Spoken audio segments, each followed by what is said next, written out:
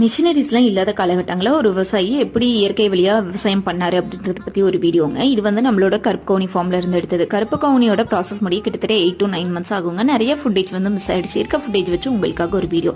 இது பாத்தீங்கன்னா ஆடிப்பட்டத்து பயிருங்க. ஆடிப்பட்டத்துல நம்ம வந்து ஒரு 20 சென்ட் நிலத்துல 1 கிலோ நெல் வச்சு ஆரம்பிச்சோங்க. ஒரு 5 சென்ட் நிலத்துல இருக்க பயிர் கிட்ட எலி தொல்லையினால கடிச்சு வேஸ்டா போயிடுச்சு. ஃபர்ஸ்ட் டைம் பண்றோம், இயற்கையா பண்றோம், கருப்பு கவுனி பத்தி கேள்விப்பட்டதே இல்லை அப்படின்றதுனால நிறைய ஸ்ட்ரகிள்ஸை ஃபேஸ் பண்ணோங்க. நம்ம கடைசியா கையிலேயே அறுத்து கையிலேயே அறுவடை பண்ணிடலாம், அடிச்சிடலாம் அப்படின்னு சொல்லிட்டு அப்படித்தான் பண்ணியிருந்தோங்க. அடுத்து நம்ம வீட்டு தேவைக்காக ஒரு 2.5 மூட்டை மட்டும்தாங்க கிடைச்சது. வீட்டு தேவைக்காக கைக்குத்தல் பண்ணலாம் அப்படின்னு சொல்லி பண்ணியிருந்தோம். அதுக்கப்புறம் அதுல வந்து சத்து மாவுமே பண்ணியிருந்தோங்க. சத்து மாவு வந்து ரொம்ப டேஸ்டா இருந்துச்சு. நம்ம கிட்ட ஆர்கானிக்கா, அதாவது இயற்கையா பண்ண சத்து மாவு ப்ரீமிக்ஸ் அவைலபிளா இருக்குங்க. பல்கா கிடைக்காது. 1 to 2 kgக்குள்ள வேணும் அப்படின்னா ஆர்டர் பண்ணிக்கலாங்க.